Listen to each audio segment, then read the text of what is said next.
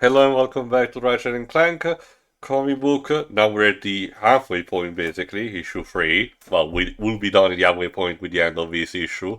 So let's jump right in, shall we? Our cover is Cronk and Zephyr. Once again, good illustration because of, the artist tied to the covers. Even if it's a bit generic, it's not representing particularly anything of what's happening. In this case, it's just it could be passed as character concept art, but still Yeah, good art you know, nonetheless. if you didn't know any better, you'd think these guys were Ratchet and Clank. Maybe this would be the dark, gritty reboot. God. I'll give him credit. This does feel like a pose I could see from the games literally just rendered into 2D art, essentially, which I guess just speak to it. They're not the most eye-catching, essentially, but these covers get the job done. While we're at the start, a few questions. First off, do we ever know why they never really tried another of these comics? From what I recall, this one wasn't I hated or have no idea anything. what the internal thought at Sony was for the comic book tie-ins. Like I said, they were all over the place. A lot of them were just tie-ins rather than adaptations. They were more at peak during the early to mid 2010s. Between, say, the late 2000s and early 2010s. Remember, we'll get there eventually, but infamously, sorry, its comic book as a tie-in between the first and the second game. Why is it important? Because a villain that is left alive by the end of the first game gets killed in the comic. So if I you jump will into the say, second game, you're like, wait, what happened to this character? Anyway, last issue, thanks to the efforts of Cronk and Zephyr and the not brave sacrifice of the Agorian warrior, Ratchet and Clank TM had managed to escape prison, which resulted in Mr. Clink, Clank, whatever his name is, being thrown out of the airlock, and Artemis Zogg thinking that he has a way to bring the two characters back to him. So let's start with a flashback at Vadian City 10 months ago. Oh, thank you for coming, Captain. The Minister's such a fan. He'll be so thrilled to meet the hero who helped put a stop to Dr. Nefarious character. Oh, that was nothing. I would single-handedly plan and execute a heroic operation to protect the very fabric of the space-time continuum. He's going to be so happy to receive your endorsement. Don't get me wrong, he's a shoo-in for the position, but it never hurts to have a little star power behind you. Artie! Captain Qwark is here! Saint Divine. We have so much to discuss. I'm a huge fan. Turns out where have I Artemis heard that line before? and his appearance, it looks like Artemis Zogg was running for Galactic President. I wonder. Pardon my manners, the galaxy seemed to need a double the attention during election years. Understandable, sir. And how goes the campaign trail? They've assigned me bodyguards, can you believe it? 2 old robots follow me everywhere I go. They say it's standard procedure, but I'd rather fly myself around, thank you very much. Very admirable, sir. Although public servants would have let the sudden spotlight change them, it's a weak mind that allows ego to take control. He says that as he looks himself in the mirror. Yeah. The Zogg curses a bit because he has his blueprints falling off the ground. Oh, for Zony's sake. Please, sir, allow me to assist. And Vancor gets a look at the blueprint. What's this? Oh, just something I've been working on for a few years. Something to keep us safe. I call it the Helios program. Dun, Well, dun, if it's dun. named Helios, that can only mean it's a good thing. Back to the present day, get used to that. This particular issue jumps around like a Frank Miller comic book. Yep. Here we are, home sweet home. Looks like you guys fixed up the place since I left. Glad someone noticed. There was a few old-timers too senile to hold a thought for more than 2 seconds. Hey, I'm perfectly capable of... Wow, a space station! And then we get an complex Aquaman explosion interruption. Man, if it were Aquaman, it'd be mid-sentence. I mean, kinda like it. That's far enough. I've got 3 more rounds and I'm a very good shot, so I suggest you grab some sky. And it's Tallwin! Cue the Full House theme. Ratchet! Also, grab some sky. That's an interesting saying. Put your hands in the air. Yeah, I guess that's what she's implying. But yes, finally, Tallwin is back. Oh my god. So And apparently she seems to be on good terms with Ratchet, which is interesting because the first issue seemed to suggest that something had gone wrong between her and Ratchet. we will get this explained later. I forgot if it's in this issue or the next, but let's turn the page and see. When Igliak disappeared a week ago, we offered this place to the Polaris government as a command post. Have any more planets disappeared since then? Umbris, Zorik, Fastoon? We lost Kerwin this morning. Zogg's galaxy is growing every day. Cronk says he's forcing everyone to work for the privilege of his sunlight. All of these planets again are basically references to the original tetralogy, believe it or not. Okay, not necessarily that long because that was in a completely different artificial kind of sector. But yes, again, just in case you were wondering what was going on in the Solana galaxy and partially in the Bogon one. It's a good way to, again, like you mentioned, also raise the stakes, because, hey, all these previous galaxies we helped out are now in peril, essentially. Thank God this is not a Sonic comic, otherwise people would get absolutely mad at this panel. Has the Defense Force been mobilized, or the Galactic Rangers? We didn't even know what we were dealing with until Cronk and Zephyr reported in last week. Now that we've been debriefed, we're launching a joint assault. Qwark's working out the details of the operation right now. This is unacceptable. You should be brought up on charges. No, this is all just a misunderstanding. You pled ignorance while Artemis Zogg stole half the universe. How is he doing it? And don't tell me you don't know. Ratchet, this is Sasha Pyrenix, advisor to the president of Solana. Miss Pyrenix, this is Ratchet. Hi. So yeah, Sasha is also this back. Is awkward. You also the Full House theme. Da, da, da, da. It's a callback hold on. cameo continuity. So yeah, Sasha's back, but again, keep in mind, note, her father's no longer the president anymore. I wonder if we might get a flashback to explain that too. They also made her a bit more, cutesy in appearance. Okay, the original character design had already enough of a sex appeal, but I can tell Adam pushed it a bit more. Tolwyn has always been pretty much like this, so, these proportions are fine, but I can tell that the facial expression of Sasha are a bit more than it's not just the the facial. era.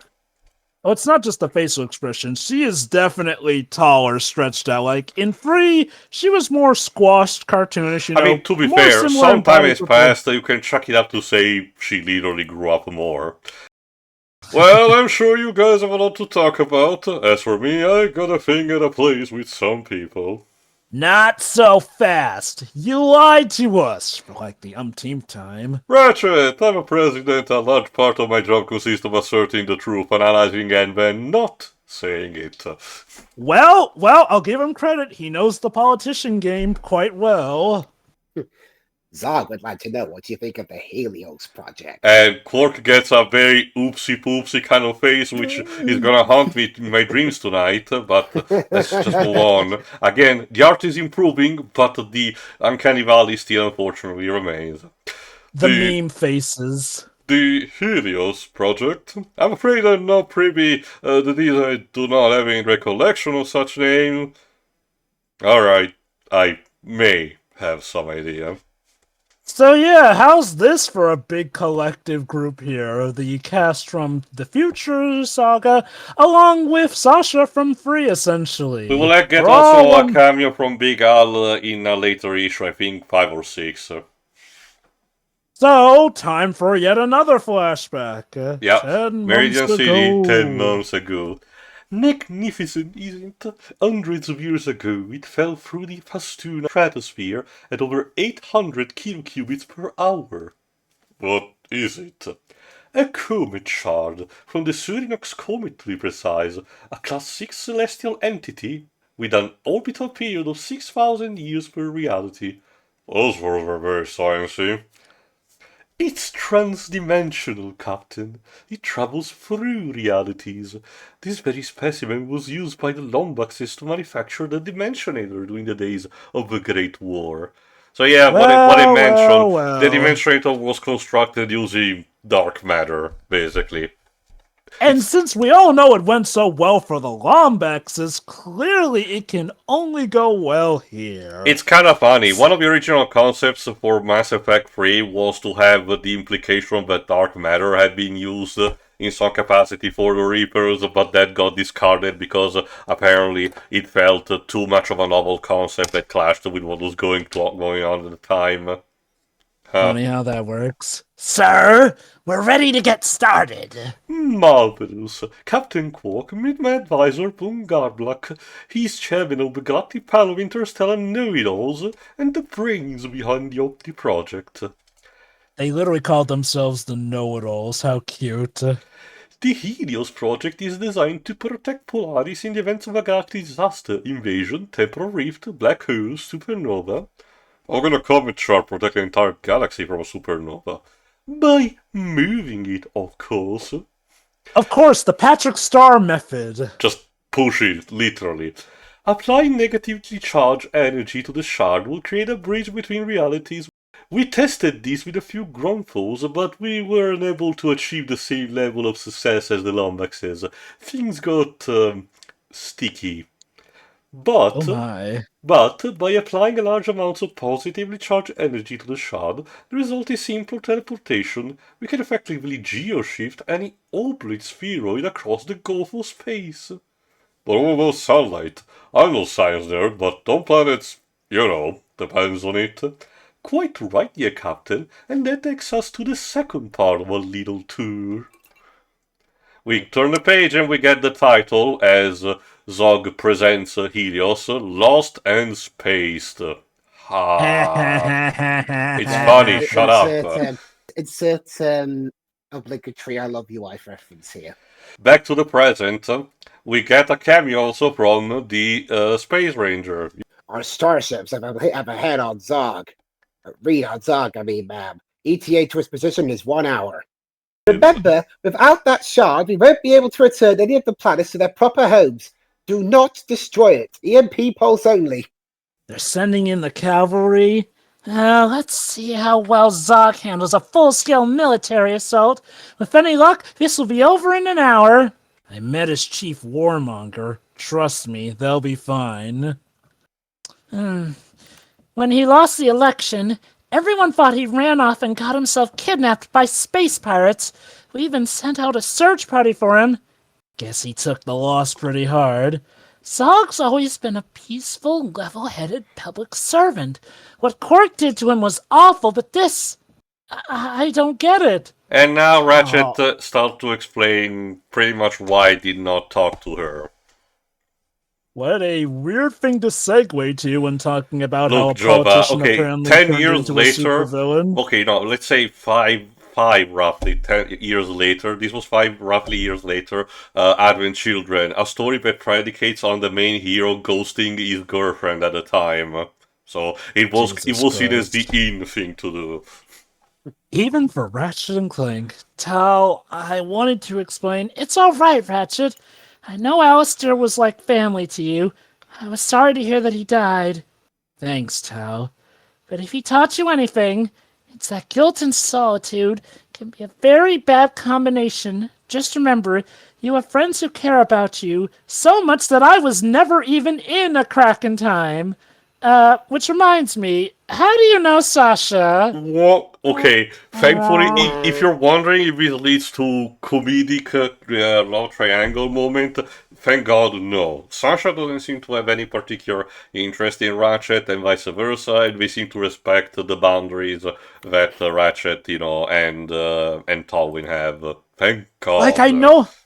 I know it was quick, but, Sasha and Ratchet were clearly an item by the end of 3 and, talked about in depth. I guess we just broke up between games 4 and 5. Well, I guess it's better that than we have, like you mentioned, a big diatribe love triangle about how Sasha acts like Ratchet betrayed her or anything. Incidentally, Convert.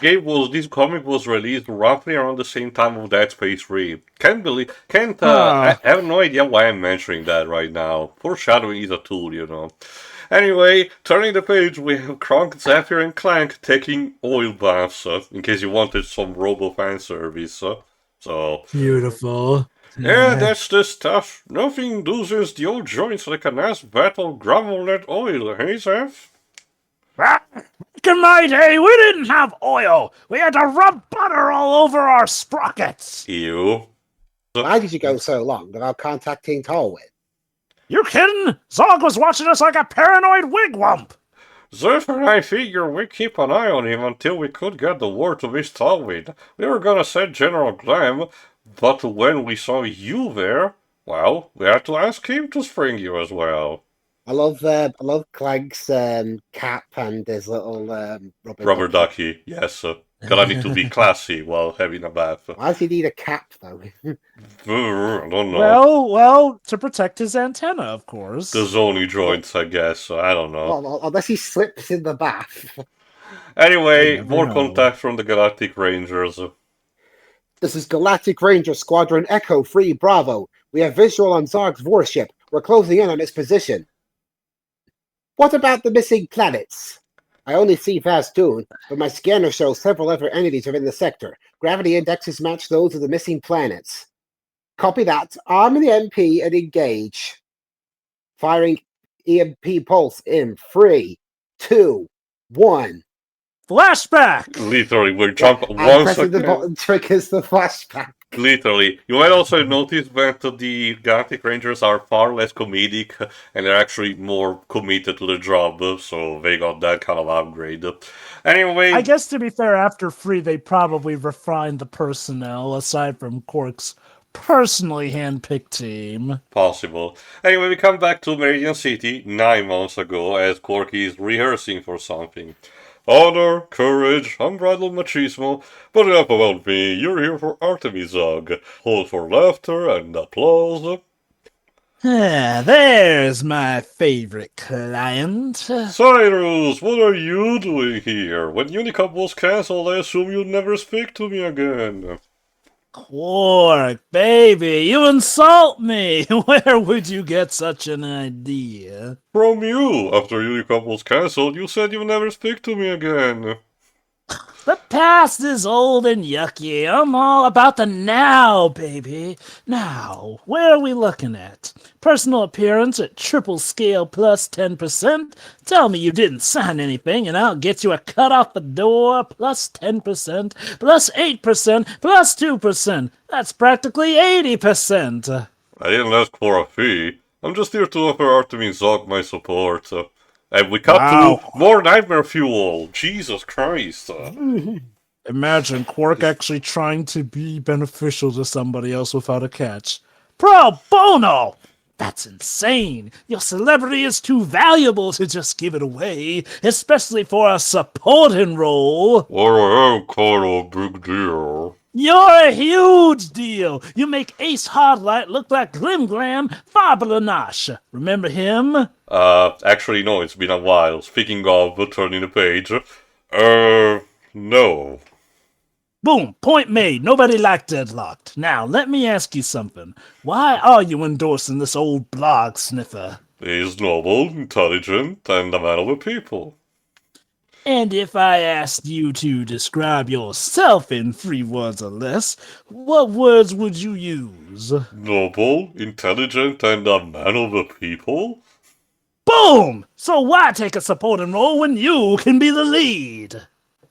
Can you imagine? Hero turned has been turned. Spokesperson turned actor gives back to the universe by devoting his life to public service. Mate, this is 2011. Why are your fingers still broadcasting in 4x3? It's the artsy effect. But what about Artemis?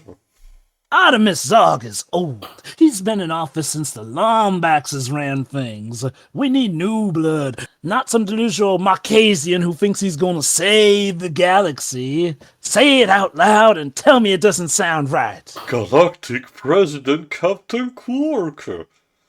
Close enough. Jesus I Christ, have- these faces. It looks like he saw the human centipede. I have some mixed feelings about this since, okay, maybe the idea is supposed to be that after a crack in time, Qwark was truly trying to be the hero, but I don't know. We've seen in stuff like Ratchet and Clank 2 that Qwark is ambitious enough to pull this kind of stuff on his own, ironically making the plot of this comic due to Qwark following the advice of a slimy businessman. Almost seems a bit ironic. Then again, I guess if we look back at Ratchet and Clank 1, that was technically what was going on there too. We also don't know how Qwark managed to escape the asteroid where he was at the end of a crack in time, along with the beast of the Agorians had seeking on him. But again, for comedy purpose, we just say that he was rescued off screen. Anyway, next page, Zogg's speech. All we need to do is offer a small tax incentive to the culture in exchange for restricting gel refineries to Sargasso and Jacinto. Now, if there are no more questions, I'd like to bring out a special guest who comes to us all the way from his townhouse of solitude in the Cerulean sector. Please give a warm welcome to a true friend of inspiration, Captain Copernicus Qwark. Hello, thank you. Yes, it's really me. Feel free to be impressed. Thank you so much for this, Captain. You're a true citizen. You know, when I saved the very fabric of the time from Dr. Nefarious, they called me a hero. When I single-handedly met up with Ratchet and Clank following their battle against the rogue Lombax, they called me a hero. But what is a hero? A hero is someone people can trust, someone people can look up to, and that someone happens to be standing up at a podium right now. People of Solaris, as your savior, I would like to offer my humble endorsement to myself, Captain Copernicus Qwark, your next Galactic President! Oh, now I can tell that this was made by a DC comic artist. Look at that pose! Like, he caught a fish this big. I mean, to be honest, I don't think he even really needed the corrupt agent poisoning his mind. He probably would have done this himself anyway. That's what Jova was I already saying. mentioned- I get the idea that the manager was created to basically remove any potential guilt from Qwark and say that he was manipulated. You know, the weird thing is like, had this been after Ratchet and Clank 3, where Qwark was supposedly proving himself as a true hero, then I could see the need for this corrupting agent, but I don't know, after Crack in Time, it wasn't like Qwark was at his most altruistic or heroic at that point. Yeah, he helped out, but that still felt like more his own benefit as opposed to by the end of 3, where he was actually doing stuff to be altruistic. I mean, and again, wouldn't it make sense that in the retirement where supposedly things are good, he would of course stumble on the idea of becoming president? Keep in mind, we still haven't addressed why the old president is apparently not rerunning, but again, we'll probably get to that eventually. I think it ties into what Tio mentioned and how the story's a bit weird with how it wants to have its cake and eat it with the flashbacks as well. It's like, oh, we gotta slowly but surely show you what got here instead of, starting where a game left off or whatnot. Anyway, Zogg took it very well, as shown, but no time for the questions. Next page, we come back to the present day, with the Galactic Rangers having a problem. Ma'am, we have a problem. What is it? Did the EMP fail? The planet Zogg ship. They're both gone. Oh no, he moved the galaxy. Moved it where?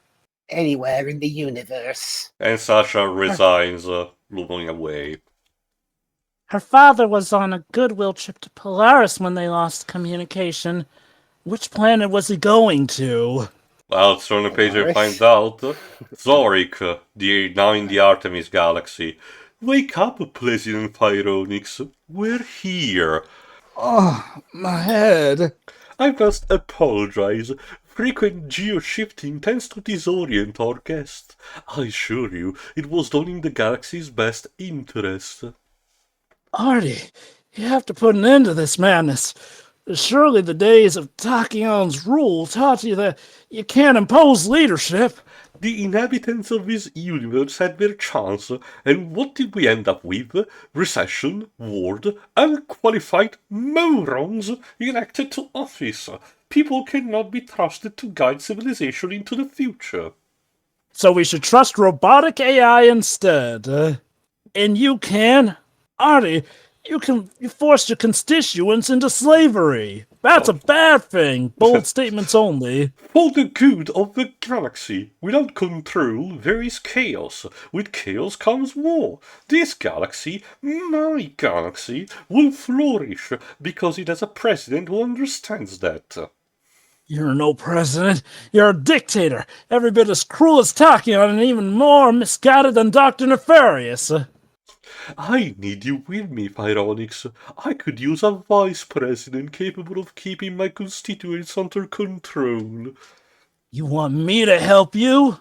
You can slave away in the Trillium mines for the rest of your life, or return to public service. Personally, I think public service pays better, and there's no danger of being beaten by Rabbit Dropid. The president has to take a bit to think about it. Okay, so, yeah, I'll mention, I do get it. It's been a while since Ratchet Free, so of course the president will look different, but holy cow, this art style, like, again, really feels like he's being squished into manga panels with the angles on his faces and whatnot. Also, interestingly enough, this artwork seems to suggest that the president actually does have morals against this, ignoring the fact that this guy was willing to say that he was actually... Remember, he tried to claim he was half robot when everything was going to pot in Ratchet 3, but I guess he grew moral since then. Again, the dialogue may suggest that what happened with Takio might have, show some sense into him, I guess. Possibly. Also, I get why he's calling him president, but isn't he technically still a former one at this point? I digress. A little manual labor isn't so bad. Besides, last I checked, it was honest work. You're making a mistake, Pyronix. Your daughter's plan has failed, and I've moved us so far away that not even the Zoni could lay an eye on us, somehow. There are only two so-called heroes left in the universe who pose a threat, and let's just say arrangements have been made. What happened to you, Artie? You used to be an upstanding Marquesian. I wised up. I suggest you do the same. Overall, I do like that he has grown more moral since then. I do feel it's a bit awkward that we don't really see the development that led up to this. This is probably due to the fact that these are characters that haven't shown up since 3, but again, when we actually do see more of the past stuff, essentially, it's really all over the place, kind of making this not quite Memento, but kind of a jumbled piece, essentially. Also, I think this is Sasha's father's only appearance in the comic. I guess he gets rescued off-screen after the events of this, but that's pretty much it. Weird. Anyway, back to the past, 5 months ago. Well, that's the thing. We were technically in a flashback in the previous panel, but at least now we're in a flashback that's in a different time 5 months ago. What time is it? The atmosphere out here in Meridian City is positively electric as the people greet their new leader, President Copernicus Qwark. And Zogg has none of his shit, but at least he has still his secretary. You don't have to retire, Artie. Not over some silly election. What's important is that Polaris stays safe. The Helios project is a legacy I can be proud of. Artie, there isn't going to be any Helios project. Oh no. President Qwark, he sent a cease and desist letter to the Galactic Panel of Interstellar Know-It-Alls. He feels the technology used in the Helios project is dangerous. Citing the Tachyon incident a few years ago, the project has been terminated. Terminated? And like any superhero comic, not only are politics at fault, but the would-be villains' science project being cancelled and the grant being cut off is And this is pretty a much the straw consequence that from breaks the Tools of camel's back. Destruction, because Qwark, surprisingly, has an actual act of wisdom and thinks, you know what, the stuff that happened with the Demonstrator, that's a bit too risky to actually replicate it fully. So, for once, Qwark was actually doing the right thing. So, God damn it. ironically, despite all the dirty stuff Qwark did, it was him doing this one right thing that technically set the plot in motion. I don't know if I should feel sorry for him or whatnot. Like, on the one hand, he did sabotage this guy. On the other hand, if it turns out that this Helios project is as dangerous as everyone assumes it to be... This is a story that goes, we are responsible for our own actions. Zogg's backstory on how he became a villain. It is tragic about being screwed over by Qwark, and trust me, that basically adds up to Qwark's, tally that will get resolved in Full Frontal Assault to an extent. But after this point, he chooses the path of villainy on his own accord, so, it's still his fault at the end of the day. Speaking of which, Kudos. next page is reached by his assistant. Sir! I just received a call from someone inside the presidential compound. Agents are coming to shut us down! We're not shutting down anything. Pack up everything we got and roll it out the back. I have a transport standing by. But sir! Do what I say! And we get to see that the two warbots were Cronk and Zephyr. Wake up! We're leaving! Just a second. I seem to recall some memo about the equipment. Something about moving it to... My ship! We've been ordered to relocate our facility to my personal ship. The Helios project has been given a green light for field testing, so we must leave straight away. Yes, sir. That's it. I forgot for a moment, but it all came back. Thank you, sir. God damn it, Cronk and Zephyr. To add to your point about how a lot of this is on Zogg himself, to Qwark's credit, it's not even like he's the one who forced Zogg to quit his job and everything. Zogg was just quitting that because he was so obsessed with the Helios project. And turning the page, we see Mr. Clank, back when he was working for Zogg. Mr. Zogg, what's going on? Let's talk about the crew of Termination. Have we been shut down? The people have failed us, Mr. Clank, but with your assistance, I believe I can show them the error of their ways. Can I count on you? Absolutely, sir. Good. Then gather the worker bots and meet me at the Vartax outpost. It's an abandoned robot factory just beyond the Corvus sector. Right away, sir. And Mr. Clank, before you leave, start the machines. Which means that the Helios project is in full force, literally emitting green light. Cue the MST3K clip, and suddenly I feel a fresh mint flavor. Now, finally, Back to we the go back present. to present day, As back on Sasha- Apogee Space Station. As Sasha is using figures of the Tux for Less as, target practice. Nice shot. Not the most productive use of my time, but it sure does make a girl feel better. Well, in that case, you should try the Alpha Disruptor. About a year ago, I needed to blow off a little steam, and I forgot the gravity generator is behind that wall. We floated in 0G for 2 days before the Terrachnoids could fix it. It was totally worth it. Feel like firing a few rounds? Oh my god, guys, I can't believe I'm seeing this. A dialogue between two female characters, and we're not talking about how we feel about Ratchet. What It passes the Bechdel test! Congratulations, comic. You did one thing. Good on you. Anyway, unfortunately, we don't have much time for that because Zogg has an announcement to make. Attention, President Qwark. This is President Artemis Zogg. By now, you have realized that all attempts to invade my peaceful galaxy are futile. As your former Minister of Defense, I know every offensive tactic in the playbook, and I assure you any further invasion will be met with swift punishment. Now that concludes the warning portion of your address. Now on to my demands. And we cut to a bunch of terrachnoids with our, I guess, communication control. Mr. Ratchet, I have something here. It's a broadcast of an oblate spheroid somewhere in space, but I can't lock in on its position. All the star clusters are uncharted. I can identify the planet by performing a geophysical scan and cross-checking it with a list of missing planets. Don't bother. It's Velden. I trust you recognize Planet Velding, home to the universe's greatest duo.